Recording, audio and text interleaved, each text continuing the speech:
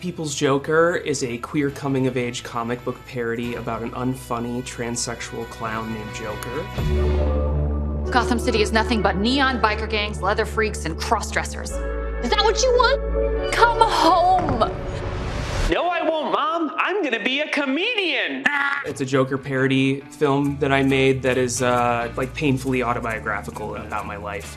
I've been a lifelong comic book fan, and my entry point into Batman was Batman Forever, which is just like one of the most colorful and like fun, but also like very operatic and like serious like comic book movies of all time. Like it's really silly and dumb, but like and colorful and gay, but like it like demands you take it seriously. Seeing Nicole Kidman in that for some reason, I don't know, like some gender stuff just started to click for me, and like I think that character probably was like a sexual awakening for like a lot of young men that saw that movie of my generation. But like for me, it felt like I was represented or something on screen. Like I wanted to look like her. I wanted Batman, I guess, to look at me the way he looks at her. It's like blurry, cracked mosaic of all these gender revelations. When it came to the People's Joker, I just like really wanted to lean into all the things that were queer, irreverent, and quote-unquote like outsidery of the DC canon. And not only like the stuff that you know, like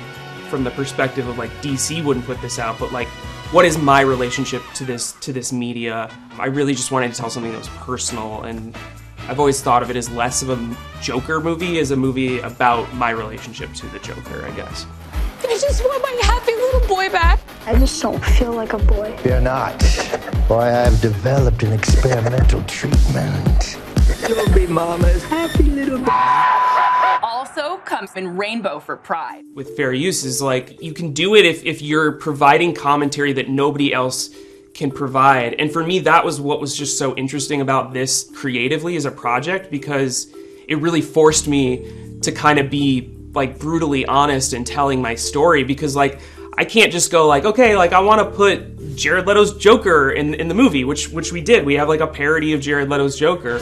I'm trans. Well, I'm sorry. Whoa, I'm not sorry. I was fairly certain I was in love, and I was so afraid of that feeling going away. But the justification for that is like he's playing this character who was based off of an ex of mine who was like very emotionally controlling and abusive, and it was a toxic codependent relationship, so Joker and Harley is like the perfect dynamic for that. Or, you know, the fact that I grew up in a small town in the Midwest, so young Jokers from Smallville. We use the idea of Smilex and this kind of inhalant we watch this character just get addicted to over the course of the movie that does nothing. It's like a treatment for depression, but it does nothing other than just contort your face into a smile so people stop asking you so many questions and telling you to smile all the time. That's just a stand-in for years of being gaslit into thinking, you know, being told I was a gender that I wasn't, and getting diagnoses, everything under the sun. So, and besides just like, hey, I think you just should have boobs and wear dresses sometimes. Because of these things, it's super personal, and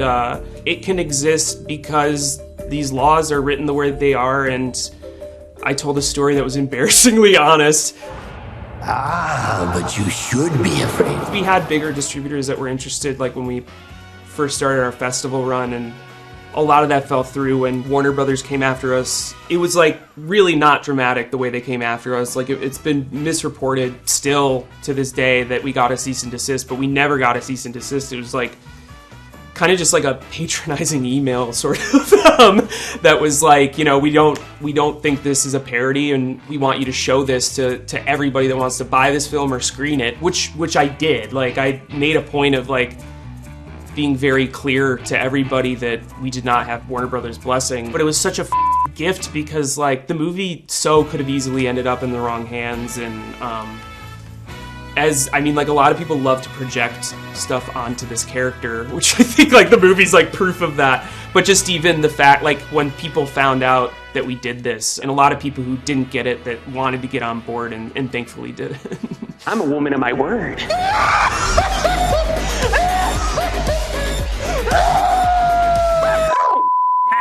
I thought clowns were supposed to be funny.